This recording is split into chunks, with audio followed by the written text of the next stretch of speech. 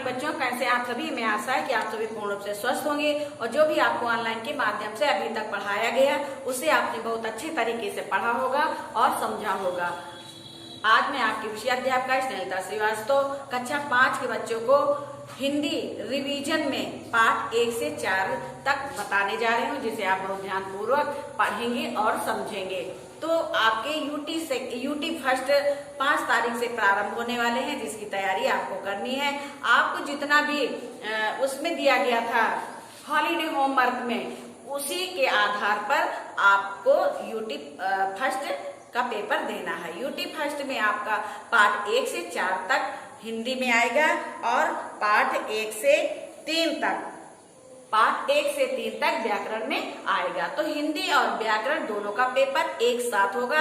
खंड का पढ़ा होगा और खंड का में आपका रीडर होगा और खंड खा में आपकी व्याकरण होगी। तो आइए कुछ उदाहरण हम आपको जो है बता रहे हैं। तो सबसे पहले तो हम आपको बताएंगे प्रश्न उत्तर जो है ये हम आपको पूरे लिख के नहीं बताएंगे बोर्ड में, ये पीडीएफ के माध्यम से हम जितने प्रश्न आपको देंगे उतने प्रश्न आप अपनी होमवर्क की कॉपी में लिखेंगे और लिखेंगे अवश्य। अगर आप नहीं लिखते हैं तो आपकी जो है रिवीजन वर्क आपका जो है अच्छा नहीं होगा, क्योंकि जब आप रिवीजन वर्क का कार्य नहीं करेंगे तो पेपर भी आपका अच्छा नहीं होगा। इसीलिए रिवीजन करवाया जाता है कि आपको जो भी रिवीजन में पढ़ाया जाता है, याद करवाया जाता है, वही पेपर में आता है। तो आपने अगर होमवर्क की कॉपी नहीं बनाई है तो आपने जो हॉलीडे होमवर्क किया है उस हॉलीडे होमवर्क की कॉपी में आप रिवीजन वर्क डाल करके ये रिवीजन का कार्य कर लेंगे और उसी से आप याद करेंगे। तो आइए हम कुछ उदाहरण के तौर पर आपको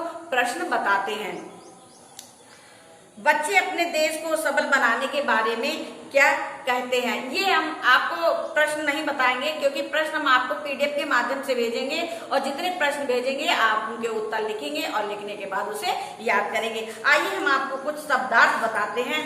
शब्दार्थ, अब पेपर में शब्दार्थ आपके शब्द एक तरफ से लिखे होंगे। जब आपका पेपर आएगा तो सारे शब्द एक तरफ से लिखे होंगे, विलोम एक तरफ से लिखे होंगे, पर्यायवाचियां एक तरफ से लिखी होंगी और जो भी वचन बदलना है, लिंग बदलना है, जो भी होगा वो एक तरफ से लिखा होगा। लेकिन आपको अपनी कॉपी में कैसे लिखना है, शब्दार्थ डालना है और शब्द अर्थ लिखना है। फिर जैसे ये लिखा हुआ ये एक तरफ से लिखा होगा तो सबको आप क्रम से नीचे ऐसे उतार लेंगे और उतारने के बाद ऊपर शब्दार्थ लिख लेंगे और फिर शब्द अर्थ लिखेंगे, फिर उसके बाद उसके अर्थों को लिखेंगे। आइए हम आपको शब्दों के अर्थ बताते हैं। सबल माने क्या होता है? बलवान। सबल माने क्या होता है?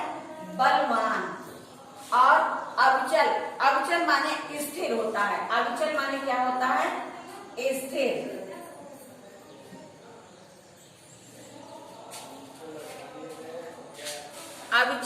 अविचल माने होता है स्थिर। फिर उसके बाद काल माने होता है मृत्यु। काल माने क्या होता है? मृत्यु। आगमन माने होता है आना। आगमन माने क्या होता है? आना। और दानव माने क्या होता है? राक्षस। यहाँ पे आप शब्दों के अर्थ लिख रहे हैं, इसलिए लिखते समय बहुत ध्यान देना कि कहीं आप जो है विलोम ना लिख दें। इसलिए शब्दार्थ जो है शब्दार्थ को शब्दार्थ में लिखना है और विलोम को विलोम में लिखना है। दानव का अर्थ होता है राक्षस। राक्षस भी होता है, असुर भी होता है। जो आपको याद हो वो आप लिख सकते हैं। एकाएक माने होता है अचानक। एकाएक माने क्या होता है? अचानक। फिर असर माने होता है प्रभाव। असर माने क्या होता है? प्रभाव। फिर संशय माने होता है शक। संशय माने क्या होता है? शक क्या होता है? संदेह। फिर अर्पित माने होता है भेंट। अर्पित माने क्या होता है? भेंट। और फिर उसके बाद है सानिध्य। सानिध्य माने होता है निकटता। सानिध्य माने क्या होता है? यहाँ पे जगह नहीं है इसलिए हम यहाँ पे नीचे लिख रहे हैं, निकटता। आइए हम पुनः आपको बताते हैं। सबल माने बलवान, अविचल माने स्थिर, काल माने मृत्यु, आगमन माने आना, दानो माने राक्षस, एकाएक माने अचानक और असर माने प्रभाव। असर माने प्रभाव। संशय माने माने भेंट और सानिध्य माने निकटता। ये तो आपके हो गए शब्दार्थ। ये उदाहरण के तौर पर हम आपको बता रहे हैं, आप कितने याद कर लेंगे तो आपके पेपर में जो है आपको पेपर देने में आसानी होगी। इसके बाद हम आपको विलोम बताते हैं। विलोम भी एक तरफ से लिखे होंगे, लेकिन आपको इस तरह जो है डाल के लिखना है। शब्द पहले आप विलोम डालेंगे, फिर शब्द विलोम डालेंगे, फिर विलोम सारे शब्द के नीचे लिख लेंगे, उसके बाद आप उसका विलोम लिखेंगे। अब विलोम में आपका है स्वदेश। स्वदेश का विलोम क्या होगा? विदेश। स्वदेश माने होता है अपना देश और विदेश माने होता है दूसरे का देश, तो स्वदेश का हो गया विदेश। अब सबल। सबल का विलोम होता है दुर्बल। दुर्बल। सबल का विलोम क्या होगा? दुर्बल। धर्म का विलोम अधर्म। धर्म का विलोम क्या होगा? अधर्म। और निर्माण। निर्माण का विलोम होगा विनाश। निर्माण का विलोम क्या होगा? विनाश। फिर दानव। दानव अभी देखा आपने शब्दार्थ में देखा कि दानव माने राक्षस होता है, लेकिन यहाँ पे दानव विलोम है, तो दानव विलोम में यहाँ हो जाएगा मानव। दानव का विलोम क्या हो जाएगा? मानव। फूल का विलोम हो जाएगा कांटा। और मधुर। मधुर माने मीठा होता है, ठीक है, तो मधुर का विलोम हो जाएगा कर्कश। क्या हो जाएगा? कर्कश। और शीत का विलोम हो जाएगा उष्ण।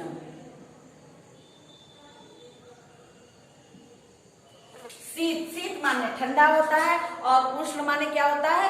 गर्म। आइए एक बार हम आपको फिर विलोम बताते हैं। स्वदेश माने स्वदेश का विलोम विदेश। सबल का विलोम दुर्बल। धर्म का विलोम अधर्म। निर्माण का विलोम विनाश। दानव का विलोम मानव। फूल का विलोम कांटा। मधुर का विलोम कर्कश और शीत का विलोम उष्ण।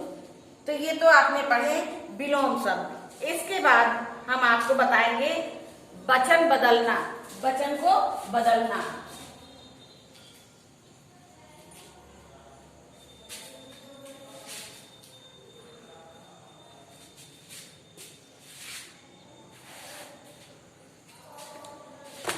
वचन बदलना है। आपने पढ़ा होगा वचन। वचन कितने प्रकार के होते हैं? 2 प्रकार के, एक वचन और बहुवचन। तो आइए हम आपको वचन बदलना बताते हैं। लोटा।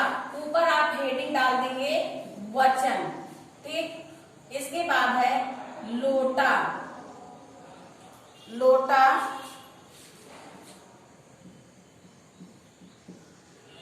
पौधा। बकरी। गन्ना। पत्ता। अब यहाँ पे इसका हमें वचन बदलना है। तो ये लोटा, अगर एक लोटा है तो वो एक वचन है, उसे लोटा कहेंगे। और इसका वचन जब हम बदलेंगे तो यहाँ पे हो जाएगा लोटे। क्या हो जाएगा? लोटे। यानी जहाँ पे एक लोटा है उसे हम लोटा कहेंगे, वो एक वचन। और जहाँ पर एक से अधिक 2, 3, 4, 5 लोटे होंगे, वहां लोटा होगा, तो वहां पे उसको हम लोटे कहेंगे। क्या कहेंगे? लोटे। तो लोटा एक वचन है और लोटे बहुवचन है। पौधा एक वचन है और पौधे बहुवचन है। बकरी एक वचन है और बकरियां बहुवचन है। गन्ना एक वचन है और गन्ने बहुवचन है। पत्ता एक वचन है और पत्ते बहुवचन है, ठीक है। अब जैसे लोटा, लोटे, पौधा, पौधे, बकरी, बकरियां, गन्ना, गन्ने, पत्ता, पत्ते, ये वचन बदलना है, ठीक है। इसके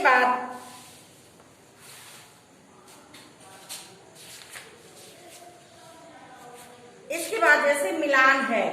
मिलान में आपको किताब से देख करके याद करना है। एक चीज हम और बता दें आपको, विलोम शब्द। विलोम शब्द जो पार्ट 2 में जो विलोम शब्द हैं, उस विलोम शब्द में आपको गोला खींचना किताब में बताया गया है, लेकिन इसको याद कर लेना। जैसे इसमें लिखा है विलोम शब्द पर गोला लगाओ, ठीक है। दानव।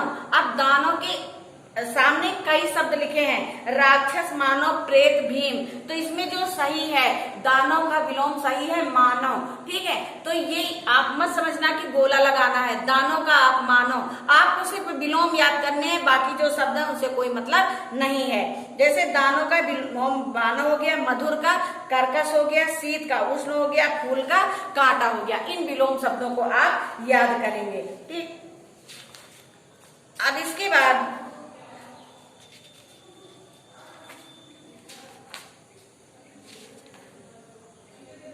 विलोम यहाँ पे इस पाठ में है, पाठ 4।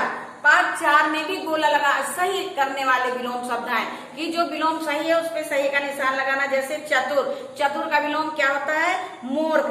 और राजा का रंक, और इज्जत का बेइज्जत, ईमानदारी, बेईमानी, अनिवार्य और वैकल्पिक, ठीक है। तो ये है आपके सब विलोम शब्द। अब ये तो हो गया आपका रीडर का। अब हम आपको बता रहे हैं खंड का व्याकरण। व्याकरण में हम आपको बताते हैं कि भाषा कितने प्रकार की होती है। ये आपके जो भी प्रश्न हैं ये आपको पीडीएफ के माध्यम से दिए जाएंगे, जिन्हें आप लिखेंगे और लिख करके याद करेंगे। आइए इसका हम तद्भव और तत्सम आपको बताते हैं। तत्सम को तत्सम, तत्सम शब्दों से तद्भव, तद्भव शब्द बनाना। अब ये दो तरीके से आते हैं, तत्सम से तद्भव बनाना या तद्भव से तत्सम बनाना। अगर आपको तत्सम से तद्भव बनाना आता है तो अगर ये उल्टा भी आ जाता है कि तद्भव से तत्सम बनाइए तब भी आप लिख लेंगे। अब यहाँ पे हम शब्द आपको दे रहे हैं, जैसे यहाँ तत्सम शब्द है, तत्सम शब्द में है हस्त, हस्त,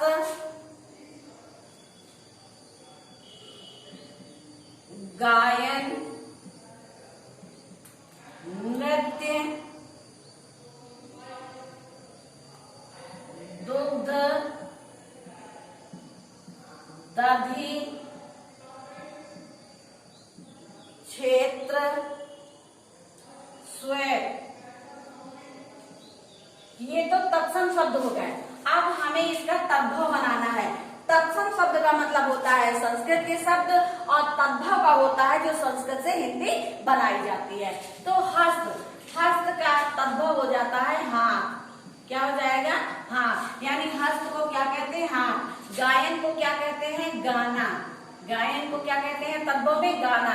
नृत्य का तद्भव होगा नाच, और दुग्ध का तद्भव होगा दूध, और दधि का तद्भव होगा दही, दही। और क्षेत्र का तद्भव होगा खेत, और श्वेत, श्वेत का तद्भव होगा सफेद।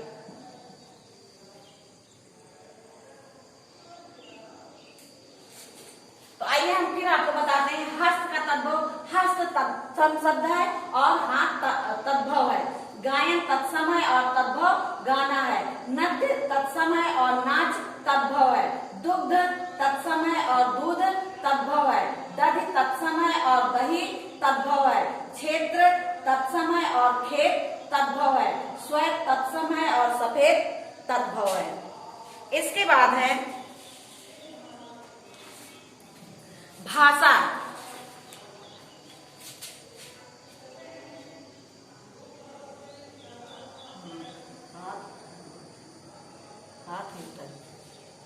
चलिए अब हम आपको बताते हैं भाषा। भाषा की परिभाषा लिखिए। भाषा की परिभाषा आपको लिखना है। फिर उसके बाद व्याकरण की परिभाषा आपको लिखना है।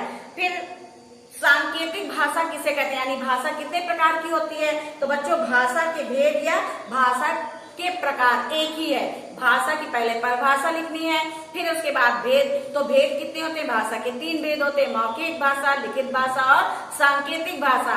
अब उसमें हम आपको बता रहे हैं कि सांकेतिक भाषा किसे कहते हैं या मौखिक भाषा किसे कहते हैं। फिर है व्याकरण की परिभाषा लिखिए। अब आपको व्याकरण की परिभाषा लिखनी है और याद करनी है। शब्द किसे कहते हैं? अब इसके बाद है शब्द किसे कहते हैं, तो आपको शब्द की परिभाषा लिखनी है। शब्द की परिभाषा आपकी लिखी है, पार्ट 3 है जो शब्द की परिभाषा उसमें लिखी है। दिए गए तत्सम शब्दों के तद्भव बताइए, हमने लिख दिया है। फिर इसके बाद है शब्द कितने प्रकार के होते हैं? शब्द कितने प्रकार के होते हैं? तो बच्चों शब्द 2 प्रकार के होते हैं। एक सार्थक शब्द। शब्द किसे कहते हैं? शब्द किसे कहते हैं आपको लिखना है, ठीक है। तो शब्द किसे कहते हैं? शब्द जब 2 या 2 से अधिक वर्णों के मिलान से कोई सार्थक अर्थ निकलता है तो उसे शब्द कहते हैं। अब शब्द 2 प्रकार के होते हैं, कौन कौन से? सार्थक शब्द और निरर्थक शब्द।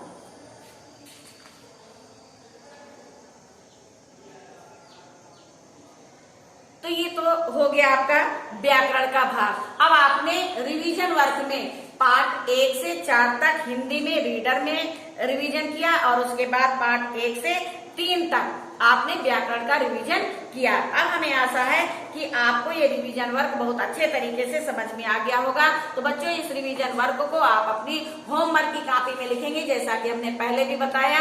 अगर आपने हिंदी की होमवर्क ना बनाई हो तो जिसमें आपने हॉलीडे होमवर्क किया है उसी में आप रिवीजन वर्क डाल करके और ये रिवीजन वर्क कर लेंगे और करने के बाद उसे याद करेंगे। धन्यवाद।